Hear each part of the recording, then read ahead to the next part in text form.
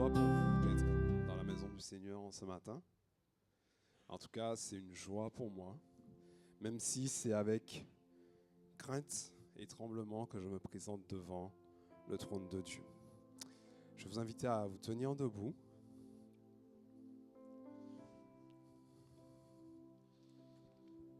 J'espère que vous êtes venus dans la maison du Seigneur avec ce désir de lui offrir un sacrifice qui lui soit agréable.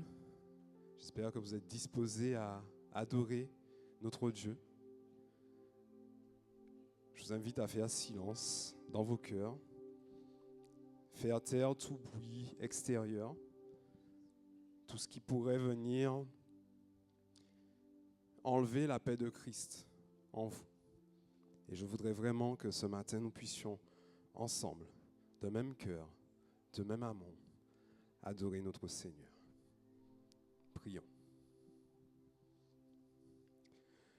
Dieu Tout-Puissant, Père éternel, en toute humilité, nous venons devant ton trône de grâce, te demandant, Seigneur, de ne pas regarder à nos mauvais cœurs, de ne pas regarder à nos fautes, mais de nous accepter à travers le sang de Jésus-Christ qui a coulé pour nous sur la croix. Et qu'à travers ce sang, Seigneur, tu puisses recevoir cette adoration que nous voulons faire monter vers toi en ce matin. Père très saint, tu vois chacun d'entre nous, tu vois nos motivations, Seigneur, sanctifie-les. Que ce moment soit un moment de joie, un moment de paix, un moment où nous allons, comme ton peuple, élever ton nom, Seigneur. Remplis-nous de ta grâce et que ton nom seul soit loué, que ton nom seul soit béni en ce jour. Fais-nous du bien ensemble, que ton esprit, que ton amour soit au-dedans de nous. Et que vraiment, Seigneur, tout ce que nous faisons, nous le fassions pour la gloire de ton nom. Béni soit ton nom, Seigneur. Louange et gloire te soient rendues dans le nom de Jésus. Amen. Je pense que vous êtes venus ce matin avec le désir d'adorer Dieu. Et donc, je vous donne la possibilité de me proposer un chant. Je ne pourrai pas prendre le chant de tout le monde, mais au moins un chant qui va nous permettre d'introduire ce moment de louange. Avez-vous un chant? 598 sur les ailes de la foi.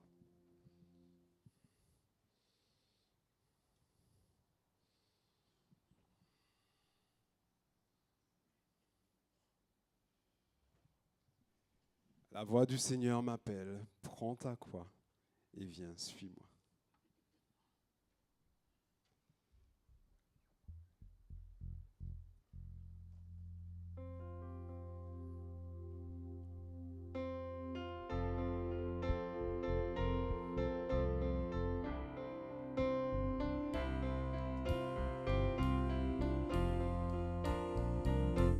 La voix du Seigneur m'appelle, prends ta croix et viens, suis-moi. Je réponds, Sauveur fidèle, me voici, je suis à toi. Jusqu'au bout, je veux te suivre dans les bons, les mauvais jours. À toi pour mourir et vivre, à toi Jésus pour toujours. Mais le chemin du calvaire est étroit et périlleux. C'est un chemin solitaire, difficile et ténébreux. Jusqu'au bout, Je veux te suivre dans les bons, les mauvais jours. À toi pour mourir et vivre, à toi Jésus pour toujours. Il faut quitter ce qu'on aime, savoir être mal jugé, endurer l'injustice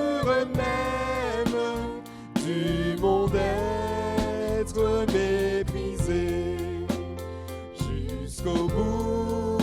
Je veux te suivre dans les bons, les mauvais jours. À toi pour mourir et vivre, à toi Jésus pour toujours. Oui, perdre sa propre vie, consentir à n'être rien, n'avoir qu'une seule envie, aimer Jésus le seul bien. Jusqu'au bout, je veux te suivre dans les bons, les mauvais jours. À toi pour mourir et vivre, à toi Jésus pour toujours. Jésus donne grâce et gloire pour le suivre pas à pas. Avec lui, joie et victoire, paix et bonheur ici-bas. Jusqu'au bout, je veux te suivre dans les bons, les mauvais jours. à toi pour mourir et vivre, à toi Jésus pour toujours. Jusqu'au bout, jusqu'au bout, je veux te suivre dans les bons, les mauvais jours. À toi pour mourir et vivre, à toi Jésus pour toujours. À toi pour mourir et vivre, à toi Jésus pour toujours. 1 Chronique 29, le verset 14 dit: Qui suis-je, en effet, et qui est mon peuple, pour que nous puissions te faire ces offrandes volontaires? Alors c'est le roi David qui parle, donc qui est mon peuple, le peuple d'Israël, pour t'offrir une offrande volontaire. Oui, tout vient de toi, Seigneur, et nous recevons de ta main ce que nous t'offrons. Nous voulons t'offrir ce matin ce que nous avons, mais nous n'en sommes pas dignes. Seigneur, je n'ai rien à t'offrir qu'un cœur fatigué, fatigué de souffrir. Prends-moi tel que je suis.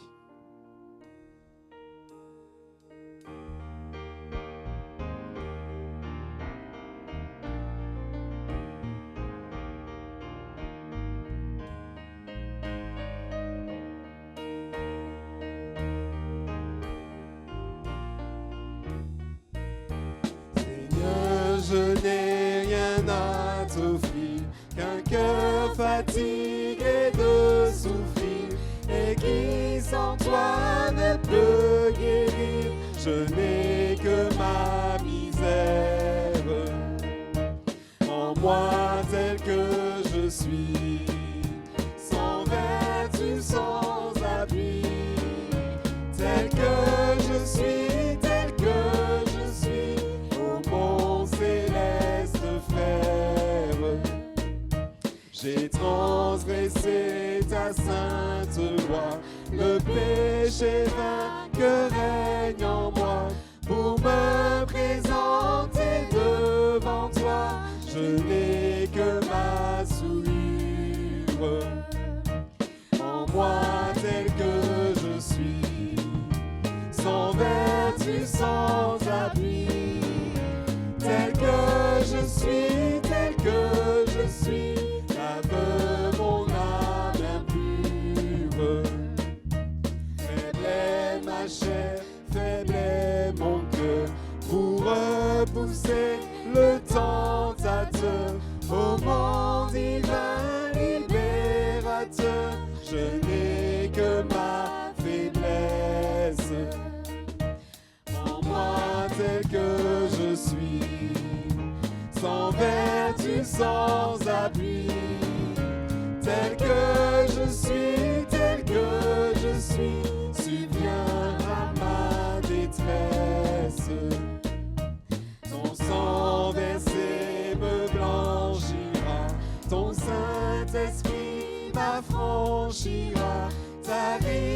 sagesse m'enrichira, ô mon céleste Maître. En moi faible et pécheur, sans vertu ni vigueur. ô mon Sauveur, en moi vainqueur, et tel que je dois être. Prends-moi tel que je suis, prends-moi tel que je suis, sans vertu, sans appui, tel que je suis, tel que je suis. Ô mon céleste frère. Oui, prends-moi tel que je suis, et apprends-moi à te servir. Apprends-moi à t'être agréable. Apprends-moi à t'aimer.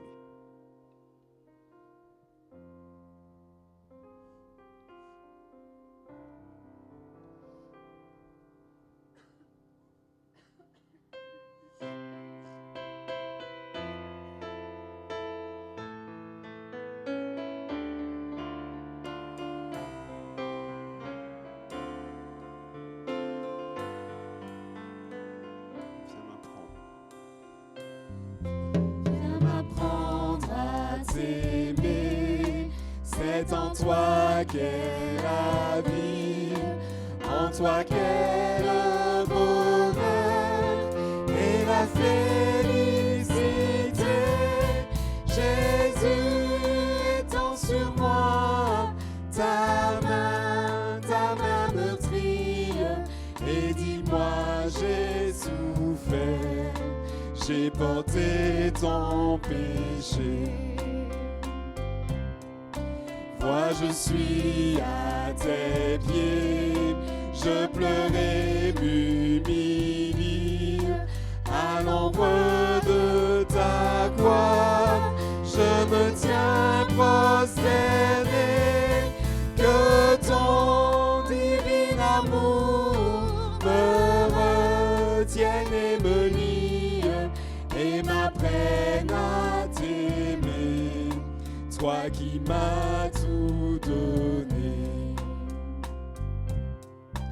Que ton sang répandu m'ôte toute souillure, viens me donner un cœur qui ressemble à ton cœur. Rends-moi participant de ta sainte nature. Je ne veux que toi seul pour maître et pour vainqueur. Viens m'apprendre à t'aimer, ainsi qu'au ciel on t'aime. M'apprendre à t'adorer, comme on t'adore au ciel. Au ciel, je te verrai, Toi la beauté suprême, au ciel je t'aimerai d'un amour éternel. Au ciel je t'aimerai d'un amour éternel.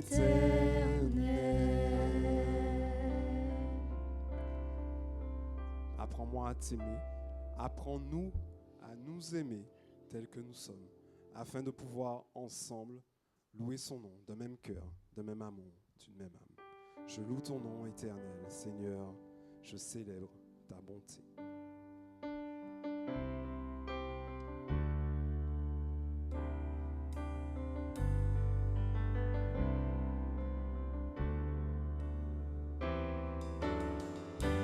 Je loue ton nom éternel.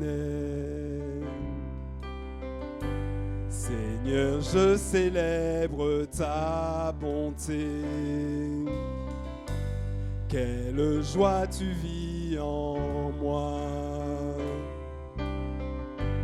Quelle joie tu vins pour nous sauver. Chantez avec moi, je loue ton nom. Je loue ton nom éternel. Seigneur, je célèbre ta bonté. Quelle joie tu vis en moi. Quelle joie tu vins pour nous sauver. Tu viens du ciel sur la terre, montrer la voie de la terre à la croix, payer pour moi de la croix jusqu'au tombeau et du tombeau jusqu'au ciel. Je loue ton nom éternel, je loue ton nom éternel, je loue ton nom éternel. Je célèbre ta bonté. Quelle joie tu vis en moi. En moi. Quelle joie tu vins pour nous sauver. Tu viens du ciel sur la terre, montrer la voie de la terre à la croix, payer pour moi de la croix jusqu'au tombeau et du tombeau jusqu'au ciel. Je loue ton nom éternel. Tu viens du ciel sur la terre, montrer la voie de la terre à la croix, payer pour moi de la croix jusqu'au tombeau et du tombeau jusqu'au ciel. Je loue ton nom éternel. Je loue ton nom éternel. Je loue ton nom. Je loue ton nom éternel. Je loue ton nom éternel. Seigneur, je célèbre ta bonté. Alors, est-ce que vous vous rendez compte de ce que nous disons? Je loue ton nom, je célèbre ta bonté. Quelle joie tu vis en moi. Quelle joie tu viens pour me sauver. Je vous invite à reprendre avec moi, sans la musique, comme on l'a pris au début. Et pensez à chaque mot que vous dites. Je loue ton nom éternel. Disons-le, chantons-le ensemble. Je loue ton nom éternel. Seigneur, je célèbre ta bonté. Quelle joie tu vis en moi. Quelle joie tu vins pour nous sauver. Disons-le encore, je loue ton nom. Je loue ton nom éternel, le Dieu éternel, le Dieu tout-puissant. Seigneur, je célèbre ta bonté. Ce Dieu vit en moi. Quelle joie tu vis en moi. Je ne peux être que joyeux. Quelle joie tu vins pour nous sauver.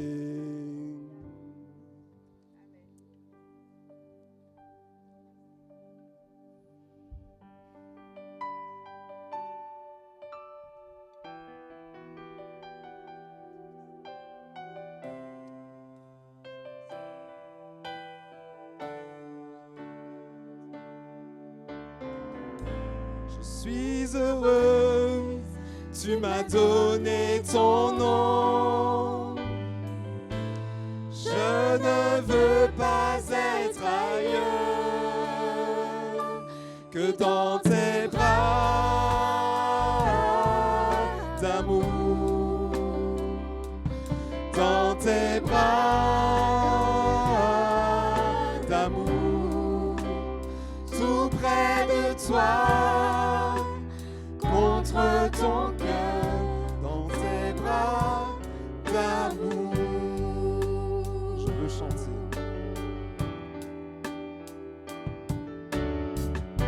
Je veux chanter un chant d'amour pour mon sauveur, pour toi Jésus. Merci pour ce que tu as fait. Tu es si précieux, Jésus, Jésus mon sauveur. Je suis heureux, tu m'as donné ton nom. Je ne veux pas être ailleurs que dans tes bras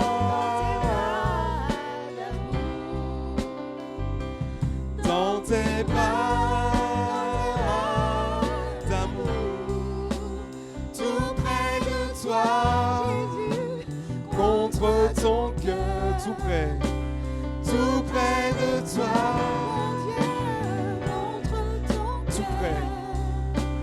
tout près de toi, contre ton cœur, dans tes bras d'amour.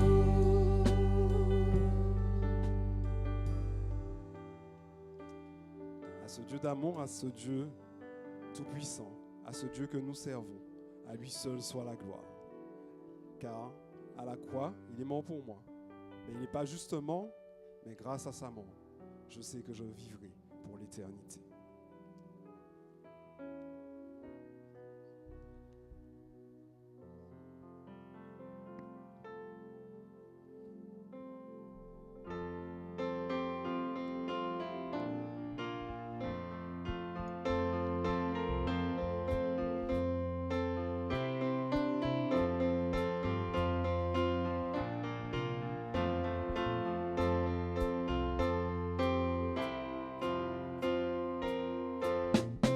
À la croix où mourut mon sauveur, je suis venu briser de douleur. Là son sang purifie à mon cœur, à son nom la gloire, À son nom la gloire, à son nom la gloire, à son nom la à son nom la gloire. Là son sang purifie à mon cœur, à son nom la gloire. Quelle merveille, il vint me sauver. Quand sur la croix je me fus chargé, en moi Jésus vint pour demeurer. À son nom la gloire, à son nom la à son nom la gloire, à son nom la à son nom la gloire. En moi Jésus vint pour demeurer. À son nom la gloire. Ô fontaine effaçant le péché, donnant la vie au cœur desséché, là Jésus me retient attaché. À son nom la gloire, à son nom la gloire, à son nom la à son nom la gloire. Là Jésus me retient attaché. À son nom la gloire. Pauvre âme vient au pied du Sauveur, à la source ouverte à tout pécheur. Viens t'y plonger, trouver le bonheur. À son nom la gloire, à son nom la à son nom la gloire, à son nom la à son nom la gloire. Viens t'y plonger, trouver le bonheur.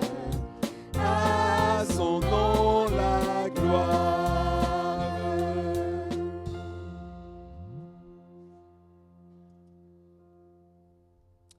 1 Chroniques 29, le verset 10.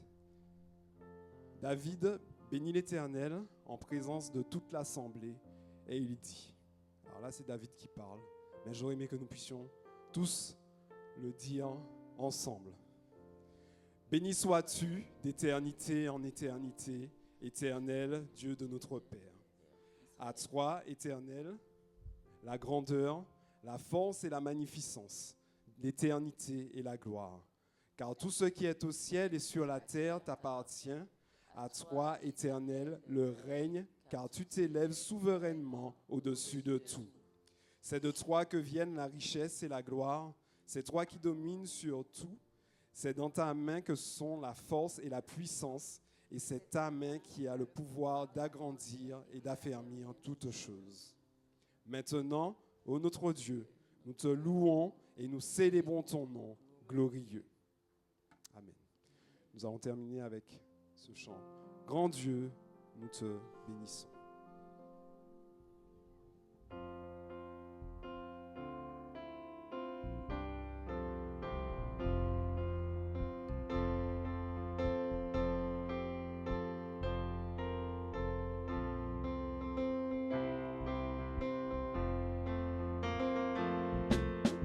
Grand Dieu, nous te bénissons. Nous célébrons tes louanges. Éternel, nous t'exaltons. Te concert avec les anges et prosternés devant toi. Nous t'adorons, ô grand roi, et prosternés devant toi. Nous t'adorons, ô grand roi. Puisse ton règne de paix s'étendre par tout le monde, dès maintenant à jamais, que sur la terre et sur l'onde, tout genou soit abattu. Au nom du Seigneur Jésus, tout genou soit abattu. Au nom du Seigneur Jésus. Gloire soit au Saint-Esprit. Gloire soit à Dieu le Père. Gloire soit à Jésus-Christ, notre Sauveur, notre Frère, son immense charité dure à perpétuité. Son immense charité dure à perpétuité.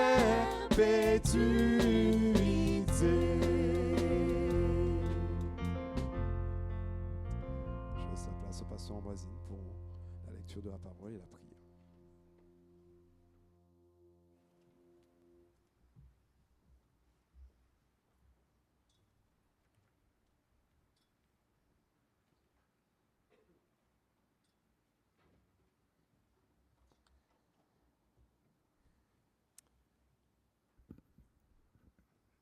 Je dis bonjour à tous. Je salue aussi fraternellement ceux qui ne sont pas avec nous physiquement ce matin, ceux qui sont avec nous en ligne. Prions que le Seigneur puisse nous bénir tous ensemble dans sa maison ce jour.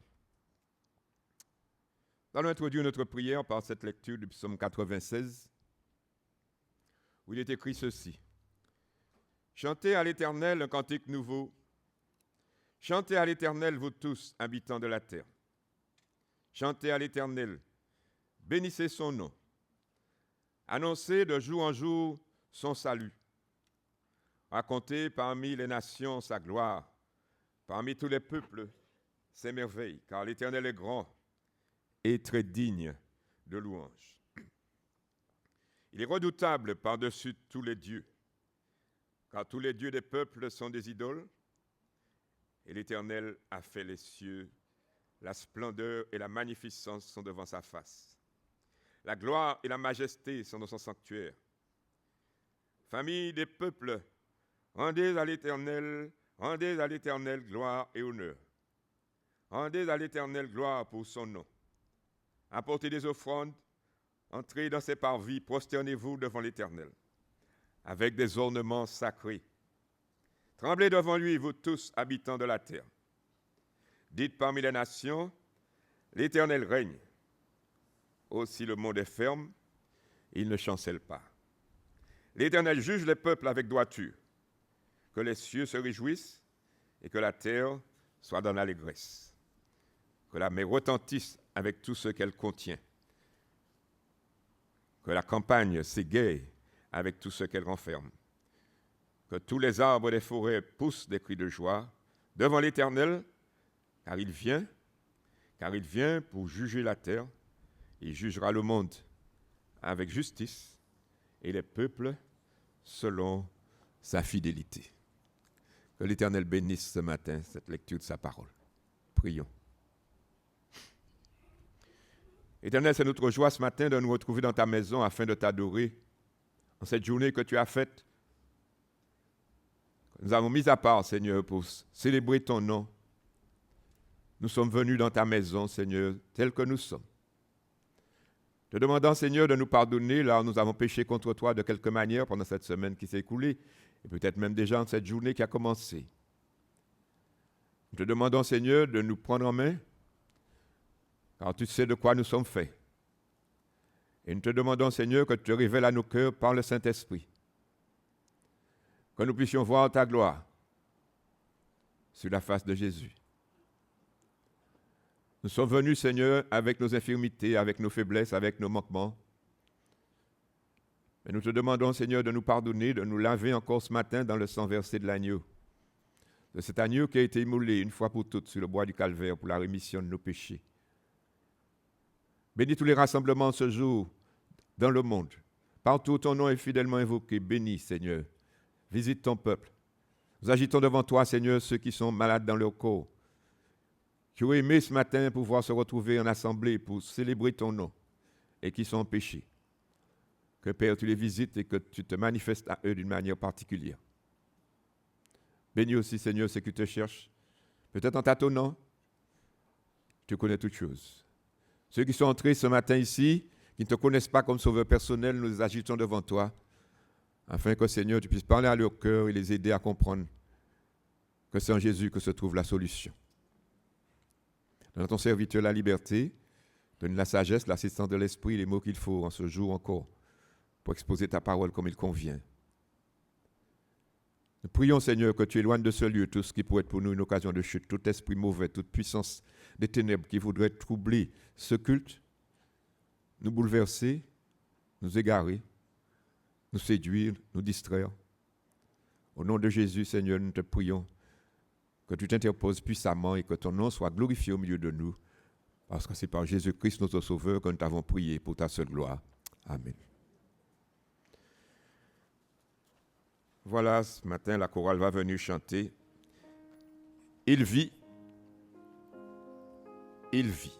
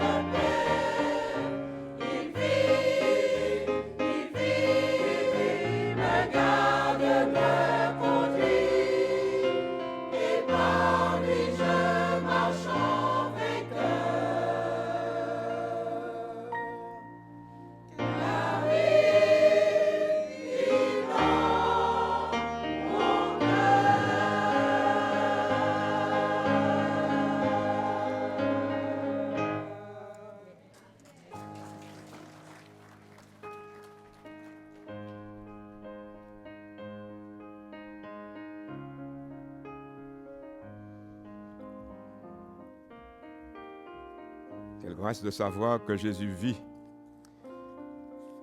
et qu'il vit dans nos cœurs. J'espère que c'est le cas.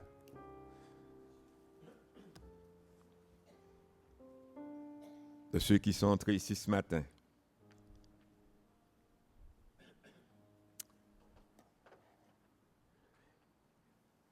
Il y a 2 semaines de cela, nous avons parlé de cette vision de Christ qui transforme.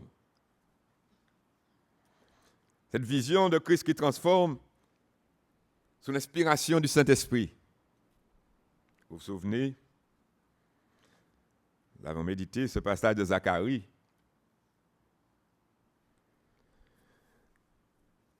Dans le chapitre 12 de Zacharie, où il était question de cette prophétie. Cette prophétie du Christ qui devait venir. Un passage, nous avons vu, qui a pu être un peu mystérieux pour les gens du temps de Zacharie.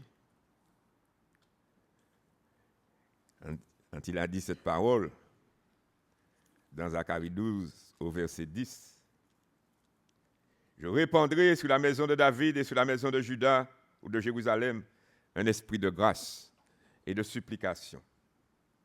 Et ils tourneront les regards vers moi, celui qu'ils ont percé. Et ils pleureront sur lui, comme on pleure sur un fils unique. Ils pleureront amèrement sur lui, comme on pleure sur un premier-né. » Quand on regarde Jésus crucifié, cette vision doit nous captiver. Et nous avons vu comment dans le chapitre 19 de Jean, la chose s'est réalisée. Les Romains qui ont exécuté Jésus ne connaissaient pas l'Ancien Testament, ils ne connaissaient pas la parole. Ils faisaient des choses comme ça venait. Mais Dieu au contrôle. Même des actions que les hommes posent sans trop comprendre ce qu'ils font, sans savoir ce qu'ils font, mais ça rentre toujours dans le plan déterminé par Dieu. Dans Jean 19, au verset 34, nous avons vu que Jésus était sur la croix et les soldats sont venus et ils ont commencé à rompre les jambes de ces hommes qui étaient crucifiés, l'un après l'autre. Et quand ils s'approchent de Jésus, dans ce verset 33 de Jean 19, ils le voient déjà mort. Ils auraient pu s'arrêter là. Et disent, bon, il est déjà mort. Allons le descendre de la croix et puis qu'il l'enterre. Mais il a fallu que l'un des soldats fasse quelque chose. Comme j'ai dit tout à l'heure, sans savoir ce qu'il faisait. Mais il exécutait la parole. Il est dit, l'un des soldats lui perça le côté avec une lance. Et aussitôt, il sortit du sang et de l'eau. Bon, ça peut paraître anodin, cette parole du sang et de l'eau. Mais pourquoi de l'eau? Les gens cherchent à se comprendre où est-ce que cette eau-là est sortie. Mais c'était du sang et de l'eau. C'était du sang et de l'eau parce que ces choses ont une valeur symbolique dans la parole de Dieu.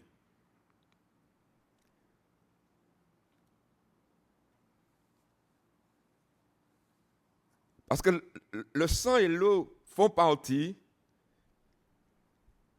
des éléments qui interviennent d'une manière plus ou moins directe dans le salut de l'homme. Du moins ce que le sang et l'eau représentent. Si vous lisez dans 1 Jean, Jean avait de la suite dans les idées. Il a écrit l'évangile, mais il a aussi écrit des épîtres. Et dans 1 Jean 5, il revient sur cette affaire. La Bible, ce n'est pas un livre décousu. Nous lisons notre Bible souvent par morceaux, un point par là, sans trop faire le lien. Mais de la Genèse à l'Apocalypse, vous avez une histoire. Et tout se tient. Dans 1 Jean 5, vous pouvez lire à partir du verset 5. Je ne vais pas vous fatiguer avec les premiers versets. Il est écrit ceci: qui est celui qui a triomphé du monde? Sinon celui qui croit que Jésus est le Fils de Dieu. C'est lui, Jésus, qui est venu avec de l'eau et du sang. Non avec l'eau seulement, mais avec l'eau et avec le sang. Et c'est l'Esprit qui rend témoignage parce que l'Esprit est la vérité. Et Jean enclenche en disant, car il y en a trois qui rendent témoignage, l'Esprit, l'eau et le sang. Et les trois sont d'accord. Il y a trois qui rendent témoignage. L'Esprit, l'eau et le sang. J'ai dit tout à l'heure que le sang, nous savons. L'eau, nous comprenons. Mais il est question de l'esprit. Nous l'avons lu que dans le livre de Zacharie, l'Éternel a dit, je répandrai sur ce peuple un esprit de prière et de supplication. Un esprit. L'esprit est toujours, en quelque part, lié à l'œuvre du salut.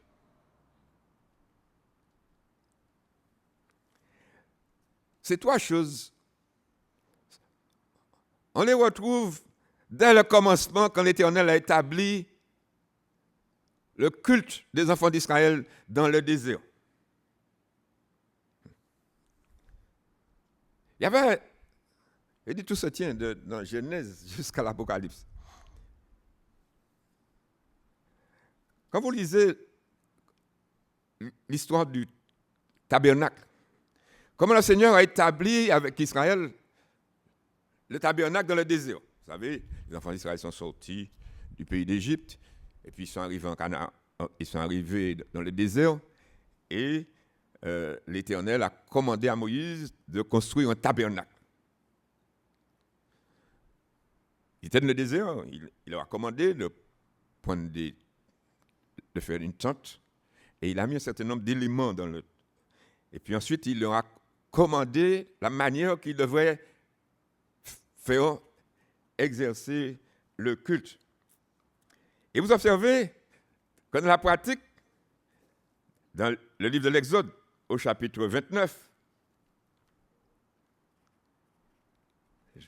je vous promène un petit peu, mais c'est un seul livre, c'est pas...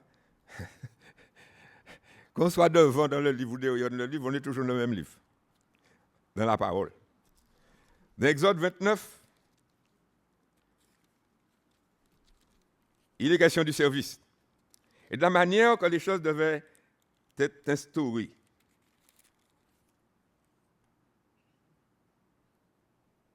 Quand il fallait consacrer les sacrificateurs pour le temple.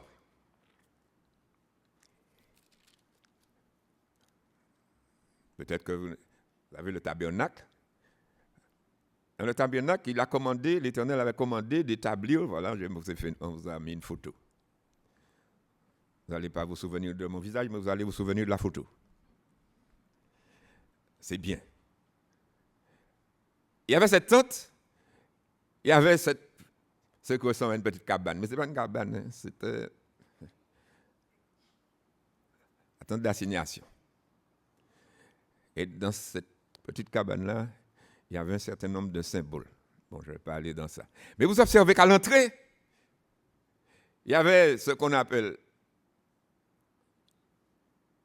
l'autel des holocaustes. Et puis il y avait derrière un grand bac d'eau qu'on appelait la cuve des reins. Et puis ensuite, on allait plus loin, on franchissait le voile et il y avait derrière le voile un certain nombre de choses, la table des pains de proposition, l'autel des parfums et le chandelier d'or à 7 branches.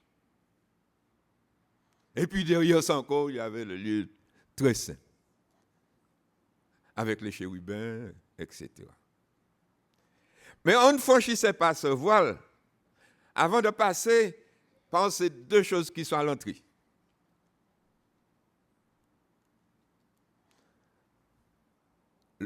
L'autel des holocaustes, pour ceux qui ne sont pas familiers avec la parole, quand on parle d'holocauste, on parlait des sacrifices. C'était un grand foyer sur lequel on brûlait les animaux. On tuait les animaux et puis ensuite on les brûlait sur cet autel. Puis il y avait les cônes de l'autel. C'était installé de manière. Et il fallait faire l'aspersion du sang qui était versé sur les cônes de l'autel et au pied de l'autel. Et quand vous lisez dans le chapitre 29 d'Exode, vous observez ce qui se passe.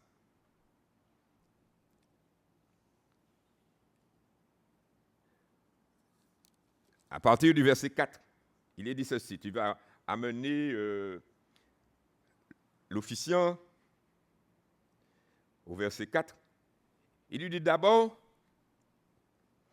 quand la personne arrive là, il lui dit, tu feras avancer Aaron et ses fils vers l'entrée de la tente d'assignation et tu vas les laver avec de l'eau. Donc, avant de commencer, il fallait un bain. Il fallait laver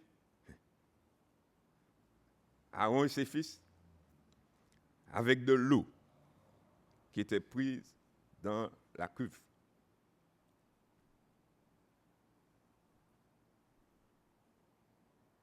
Ensuite, au verset 7, il est question d'huile.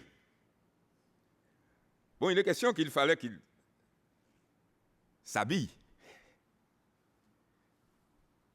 Il fallait revêtir Aaron la robe, de l'éphod, du pectoral, et puis ensuite, etc. Il y avait toute une tenue.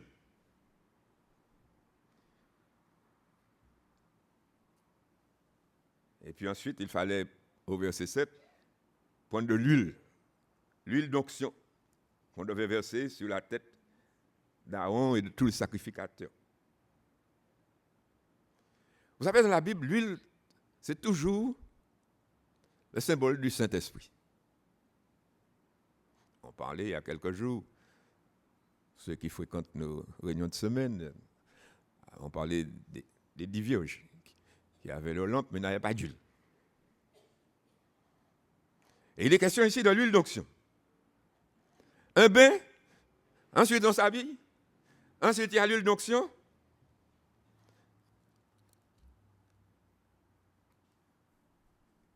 Et puis ensuite, au verset 11, il était question d'amener le taureau devant la tente d'assignation. Au verset 10, Aaron et ses fils vont poser leurs mains sur la tête du taureau et ils vont égorger le taureau devant l'Éternel à l'entrée de la tente. Et on va prendre le sang du taureau, on va le mettre avec les doigts sur les cônes de l'autel. Et on devait répandre le sang au pied de l'autel. C'était une affaire. C'était une affaire. Mais on voit que tous ces éléments, le sang, l'eau, l'huile, sont indissociables. Si on veut maintenir une relation ou avoir une relation avec Dieu.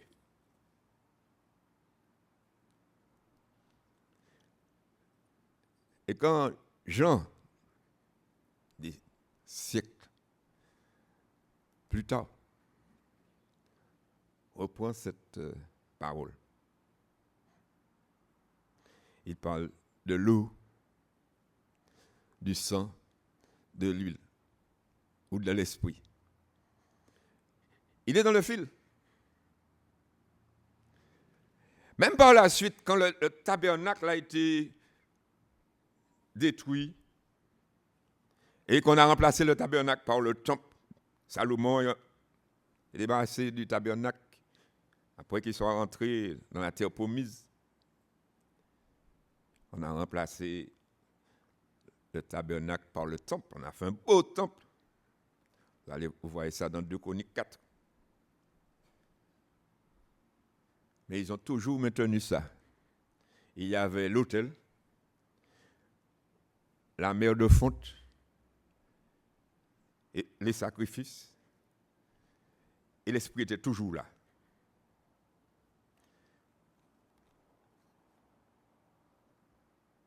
Les enfants d'Israël sont partis en captivité. À cause de leur désobéissance, l'Éternel les a envoyés en captivité. Mais avant qu'ils partent en captivité, l'Éternel leur a donné une prophétie. Il leur a donné un prophète qui s'appelait Ézéchiel. Et vous avez dit, je vous promène dans la parole. Désolé, mais on ne peut pas rester tout le temps sur Jean 3,16. Hein?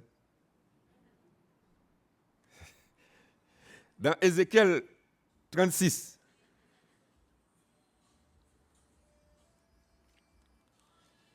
il est question d'Israël qui devait retourner en Palestine après la captivité.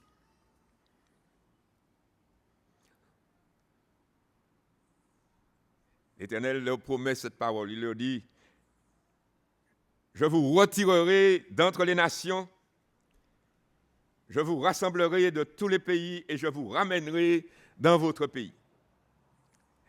Et il leur dit la même parole. Je répandrai sur vous une eau pure et vous serez purifiés. Je vous purifierai de toutes vos souillures et de toutes vos idoles. Je vous donnerai un cœur nouveau.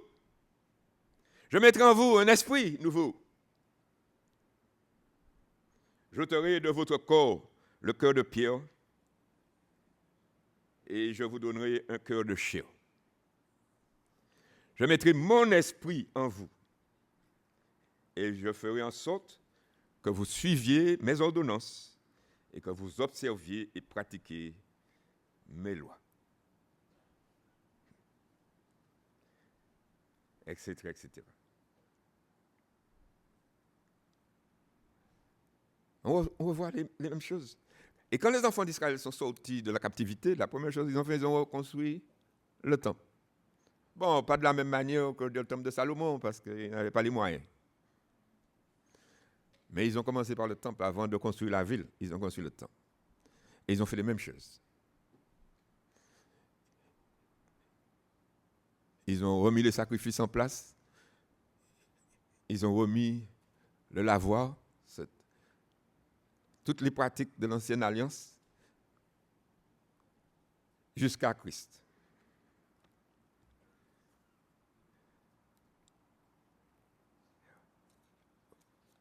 Le sang, l'eau, l'esprit. Quand on parle de sang, nous en avons parlé il y a quelque temps, de la puissance du sang. Quand on parle de sang, on parle d'expiation.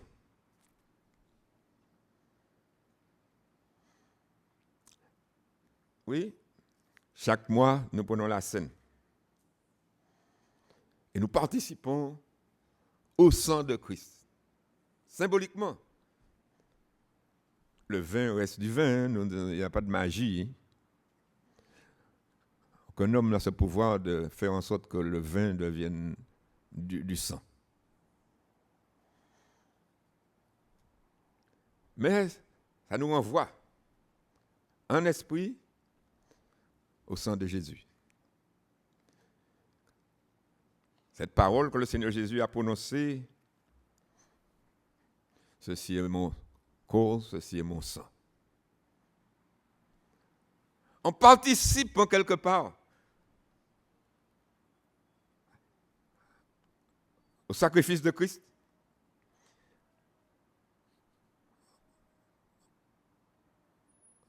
Ce sang de Christ est répandu sur nous en esprit et en vérité.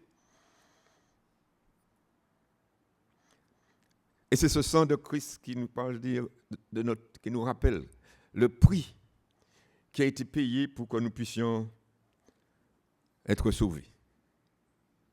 Il fallait que le sang de Christ coule. Il fallait un sacrifice.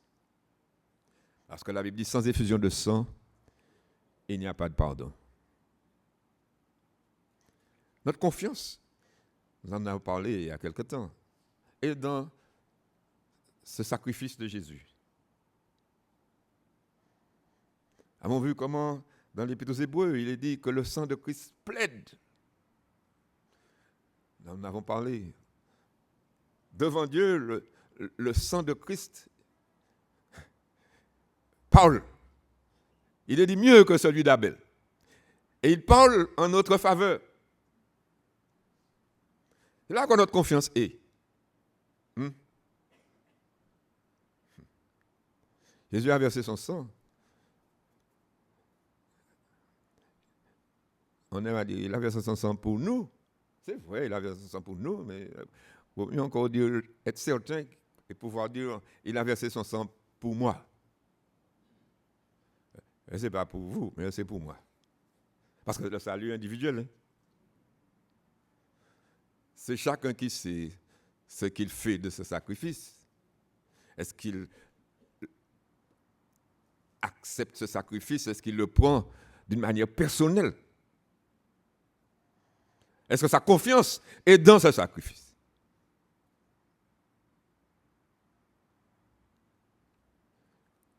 Que Jésus ait versé son sang, c'est une chose. Mais qu'il ait versé son sang pour vous et pour moi, personnellement, on sait. Et on sait si on est à l'équipe. On doit savoir si on est à l'équipe. Vous êtes dans l'équipe, vous savez que vous êtes dans l'équipe. Si vous n'êtes pas dans l'équipe, vous savez aussi.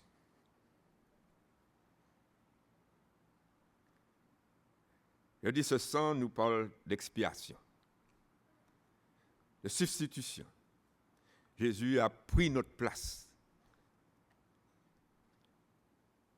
Depuis le commencement, on ne pouvait pas se présenter devant Dieu sans un sacrifice. Celui qui venait au temple se préparait.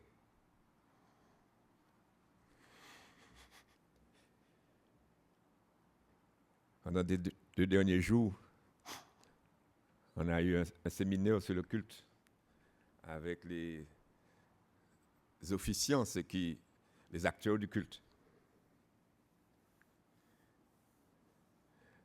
Et ça s'est bien passé. Beaucoup de choses ont été dites. Beaucoup de choses n'ont pas été dites aussi. Mais bon, on n'a pas le temps.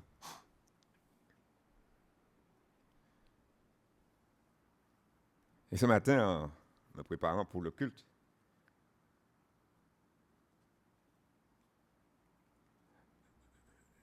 on tournait des choses dans ma tête, comme toujours. Il faut réfléchir dans la vie, il faut réfléchir. On ne dit pas qu'il faut réfléchir nuit et jour, mais il faut réfléchir. De jour, vous ne réfléchissez plus, vous êtes mort.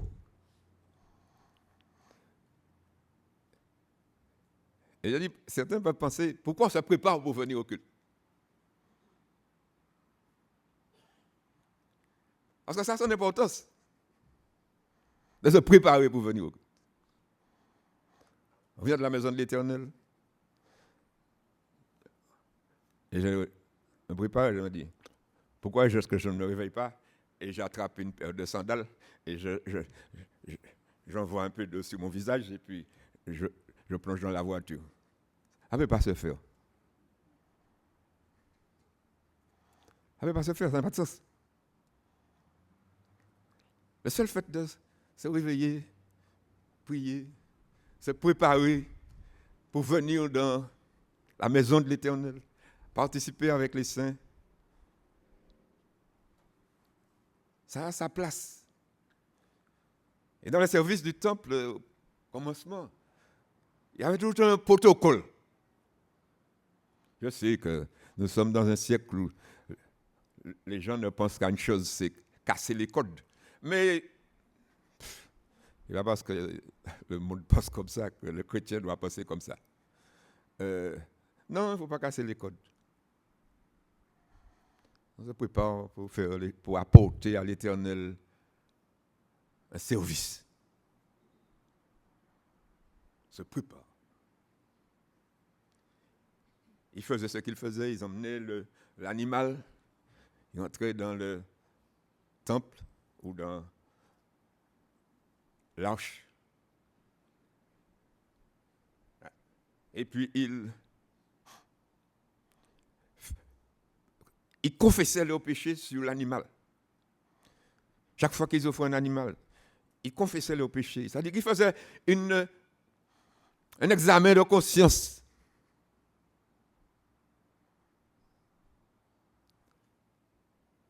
Oui. Nous n'avons pas la scène parmi nous chaque dimanche, parce que ce serait... Vous savez, nous sommes des hommes, mais il y a des endroits où la scène, c'est chaque dimanche. Bon, c'est pas plus mal. Hein? Mais vous savez, les habitudes dans ceci, c'est que quand on prend des habitudes, à la fin, on fait les choses machinalement.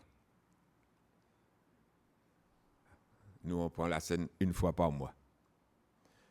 Pour que lorsqu'on vient prendre la scène, on se prépare d'une manière spéciale. On vient participer à quelque chose. Un événement. Ça devrait, toutes les fois que nous nous retrouvons. Mais nous sommes des hommes. Et pratiquement, ça peut devenir trop banal. Mais chaque fois qu'on se présente devant l'Éternel, il y a une place. Et c'est pourquoi nous venons à Christ, nous prions pour résumer le tout au nom de Jésus. Quand on dit au nom de Jésus, ce n'est pas une parole qu'on a plaquée sur la réunion. Peut-être ceux qui ne sont pas familiers avec nos réunions, nos assemblées, ne comprennent pas très bien pourquoi on dit toujours au nom de Jésus. Mais Jésus a dit de prier en son nom, de passer par lui. C'est tout ce que ça veut dire. Parce que nous n'avons pas, par nous-mêmes, sans Christ, accès à Dieu. Nous avons besoin de passer par le médiateur, qui est Christ. Nous avons besoin encore chaque fois de faire appel à ce sang pour nous purifier. Il dit le sang plaide. L'eau. Des fois, la question de l'eau, vous savez, dans le Nouveau Testament, ça nous renvoie toujours au baptême. Et il est dit trois choses dans le témoignage. L'eau, le sang et l'esprit. Quand on descend dans l'eau du baptême, on a un témoignage. C'est un témoignage. Nous ne baptisons pas tous les matins, hein. Nous ne disons pas aux gens de venir pour se faire baptiser, pour être sauvés. Ce n'est pas ce que la Bible enseigne. Mais quand on a reçu Christ comme sauveur personnel, quand on s'est mis au bénéfice de ce sang versé, on témoigne. Parce que dans ce baptême, vous avez un témoignage public d'un changement intérieur. C'est une confession. l'officiant dans l'Ancien Testament allait se laver. Bon, c'était dans l'eau. À l'époque, l'eau du baptême n'a pas vocation vraiment de laver nos consciences. Mais c'est un témoignage de notre conscience qui est purifiée. C'est ce que Paul dit, ou plutôt Pierre dit dans sa première lettre, dans 1 Pierre 3, au verset 21. Il nous parle du baptême. Comme je dis souvent, nous ne devons pas donner trop de place au baptême, mais il faut lui donner quand même sa place. Dans 1 Pierre 3, au verset 21,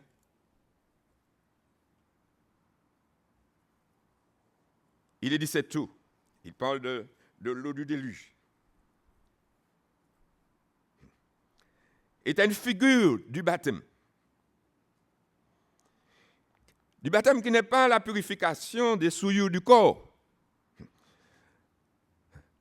l'Ancien Testament, on pourrait penser que c'était ça un peu. On lavait le prêtre, on levait les saletés. Ce n'est pas, mais dans le Nouveau Testament, ce n'est pas ça. C'était symbolique, ça représentait autre chose. Ce n'est pas la purification des souillures du corps, mais l'engagement d'une bonne conscience envers Dieu et qui maintenant vous sauve.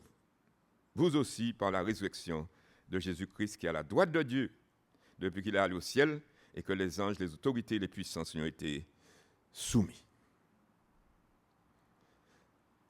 Quand on se fait baptiser, c'est l'expression d'un engagement de bonne conscience.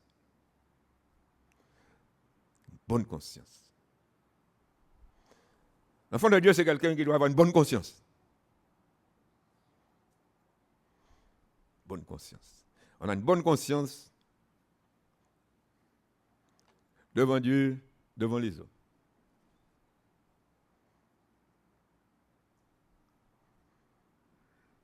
On a bonne conscience, on regarde tout le monde dans le blanc des yeux. Non? Oui, parce que bon, la conscience est personnelle. Mais c'est le Seigneur qui purifie notre conscience. Et quand le Seigneur a pardonné, quand il nous a pardonné, il nous donne une conscience nette. Non? Bon, il y a des gens qui n'arrivent jamais à arriver à une bonne conscience. Mais c'est quand on ne connaît pas Dieu qu'on expérimente cet état.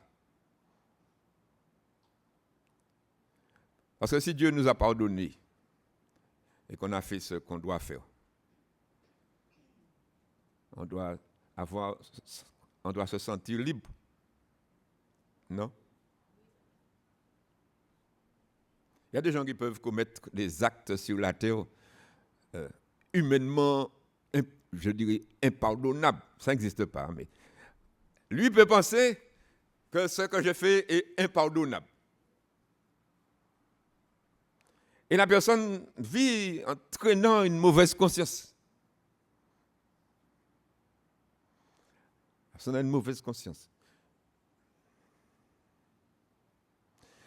qui empoisonne sa vie. Elle a dit que dès qu'elle se couche dans sa tête, elle se réveille le matin avec cette affaire dans sa tête, elle vit toute sa vie.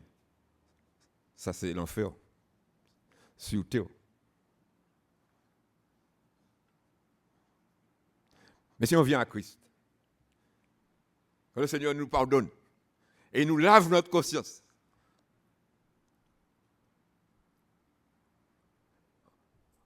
on est libre. Et cette eau-là était là pour symboliser cette liberté que l'Évangile apporte.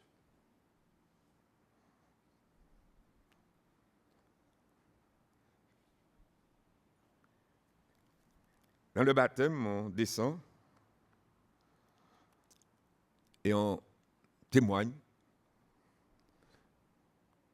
que le Seigneur nous a purifié notre conscience et que bon, quel que soit ce que le passé a été, on l'a déposé. Et le Seigneur nous a pardonné. Bon. Quand on te sait pardonner, notre conscience est tranquille. Non?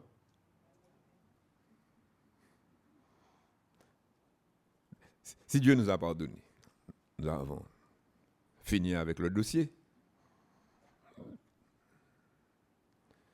Mais tant que notre conscience nous condamne, on a un problème. L'apôtre Paul, je ne vais pas être très long. L'apôtre Paul, il avait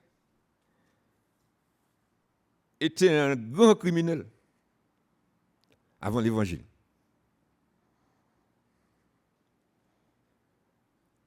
Et pendant longtemps, il a répété dans ses épîtres, quand vous lisez les épîtres, de temps en temps, il revient avec cette parole. Je suis le moindre des apôtres parce que j'ai persécuté l'Église. Il a effectivement contribué à faire en sorte qu'on lapide Étienne. Il avait persécuté l'Église, il faisait jeter en prison les gens pour les... C'était un fanatique.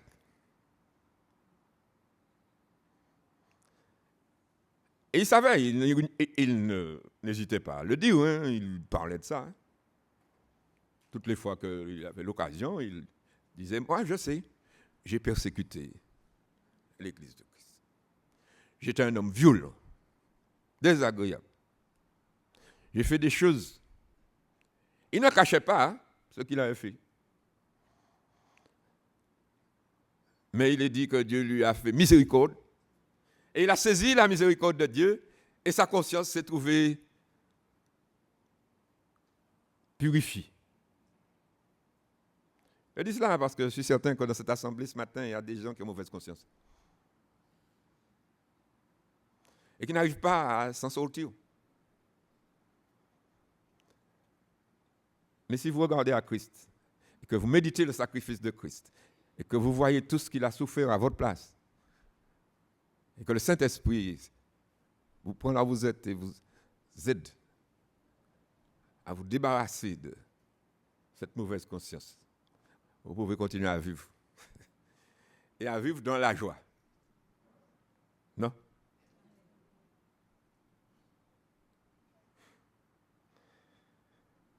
On se fait baptiser, on dit c'est fini. On meurt avec Christ dans l'eau. Témoigne. On est mort avec Christ. Le passé derrière nous. C'est fini cette histoire-là. On l'a purifié dans le sang de la croix. Et puis on va de l'avant. Paul ne s'est pas laissé arrêter. Hein? Et quel que soit celui qui pouvait lui jeter cela au visage, pouvait dire oui, c'est vrai. Je reconnais, je confie. Mais maintenant, ce n'est pas pareil. Je t'ai pardonné. Et il peut pardonner. Le sang de Christ et le sacrifice de Christ offre le pardon à tous ceux qui viennent à lui.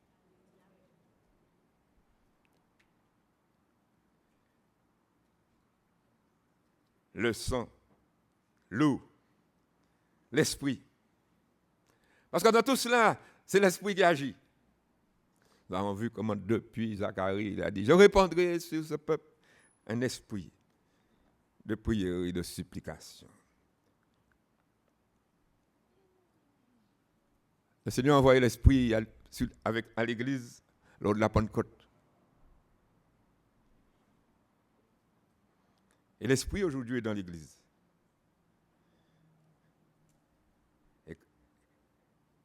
Et l'esprit rend témoignage à notre esprit. Quand il parle de l'esprit, il parle du Saint-Esprit. Dans Romains 8, verset 16, la Bible nous dit que l'Esprit Saint en nous, parce qu'il est dit celui qui croit, il lui donne le Saint-Esprit. Parce qu'on faisait l'huile d'onction sur la personne, symbole de l'Esprit Saint. Dans Romains 8, verset 16,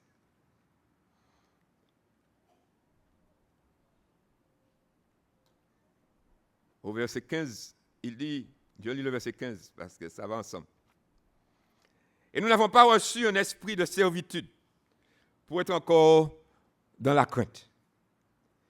Mais vous avez reçu un esprit d'adoption par lequel nous crions « Abba, Père ».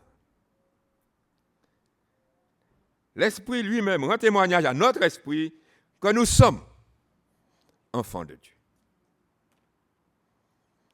Parce que l'Esprit de Dieu en nous nous donne la liberté, nous donne le sentiment de nos péchés pardonnés, nous donne le sentiment que nous avons été purifiés par le sacrifice de Christ. Ce sang qui a coulé de son côté, cette eau qui a coulé de son côté était pour la rémission des péchés. Et c'est pourquoi Jean dit que c'est trois choses rendent témoignage. L'esprit, l'eau et le sang, et les trois sont d'accord.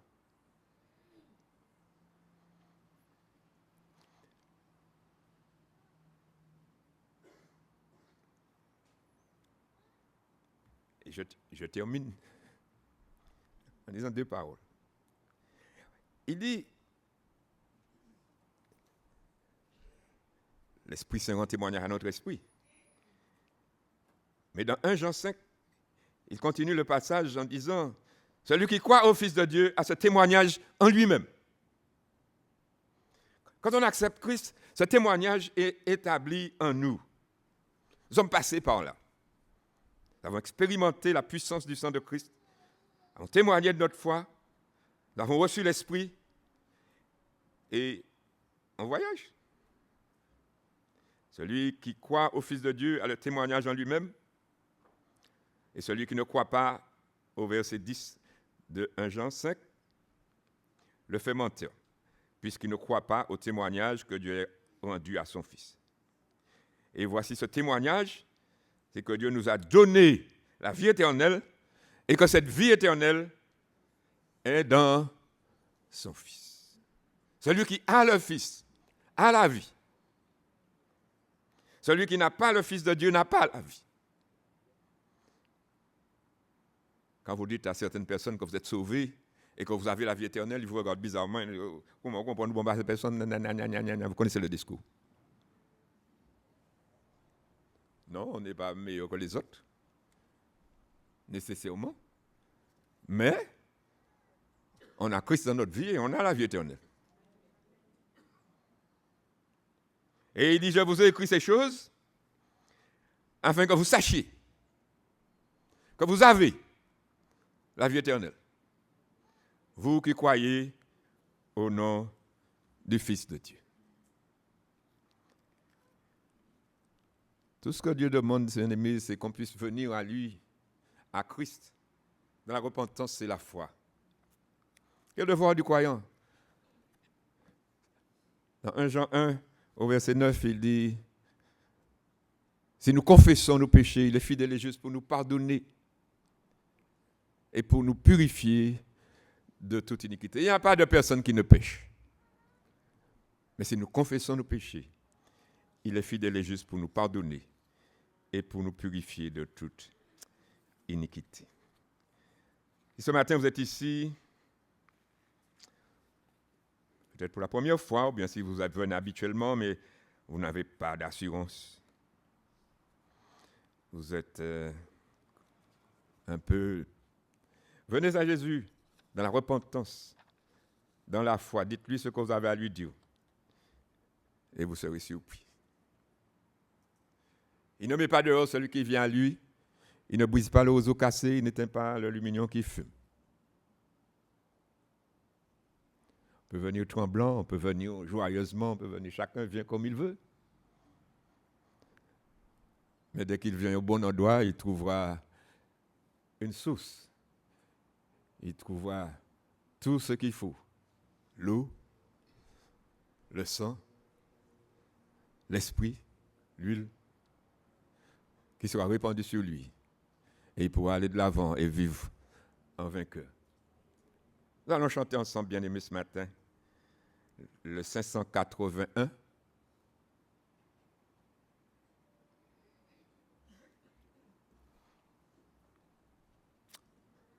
Nous allons nous tenir debout pour chanter ce cantique.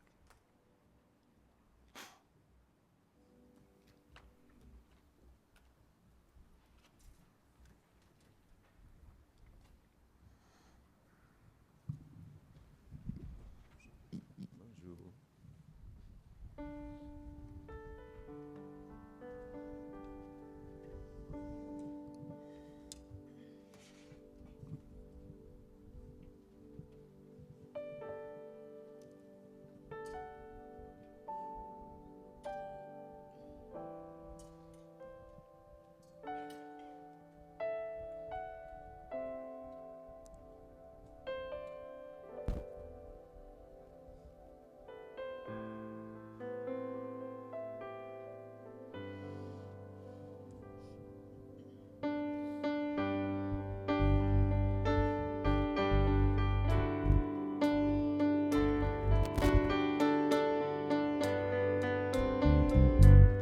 De la croix, la grâce coule comme un fleuve constamment.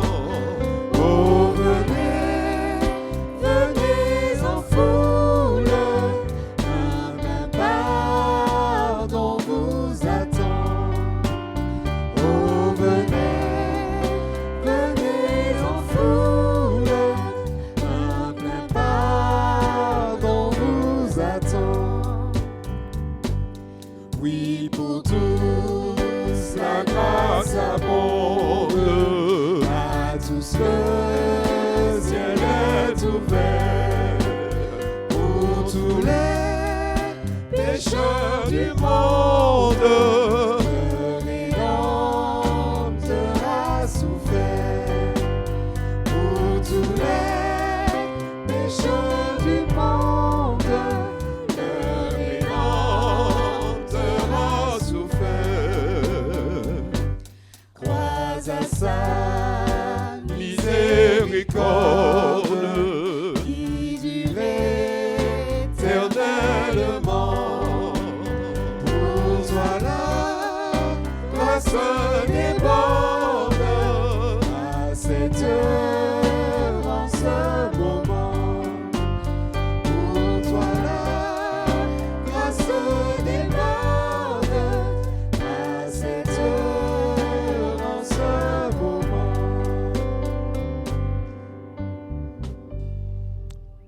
Oui, Seigneur, ce matin, nous agitons devant toi ceux qui sont encore une fois de plus ici, qui ont besoin de ta grâce, de ta miséricorde. Que tu les prennes en main, Seigneur, par le Saint-Esprit. Que tu ouvres leurs yeux pour qu'ils voient ta face, ta gloire sur la face de Jésus. Donne-leur ce don de la foi, de la repentance, qu'ils puissent se jeter dans les bras de ce Sauveur, qui saura aussi les accompagner et les conduire à la gloire. Merci, Seigneur, pour ce don ineffable. Merci, Seigneur, pour ce sacrifice béni. Merci pour ta présence dans nos vies. Merci pour la paix et la joie du salut. Glorifie ton nom encore au milieu de cette assemblée. Donne-nous grâce pour que nous puissions aller de l'avant en vainqueur et porter à ce monde qui ne te connaît pas cette bonne nouvelle du salut en Jésus. Et maintenant, celui qui peut nous préserver de toute chute et nous faire paraître en sa présence irrépréhensible, sans tache ni ride et dans l'allégresse, à Dieu seul notre Sauveur, par Jésus-Christ notre Seigneur, soit force, louange, majesté et action de grâce dès maintenant et dans toute l'éternité. Amen.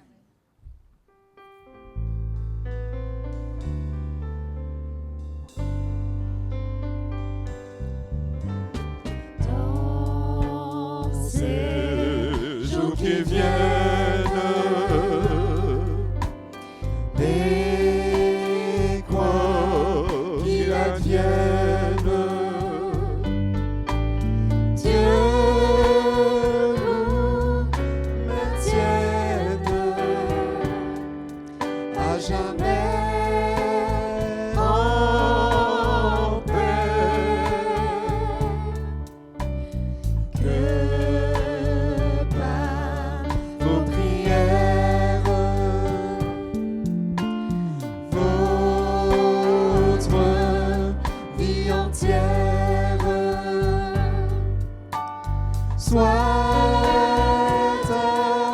sa lumière à jamais en paix, à jamais en paix, à jamais en paix.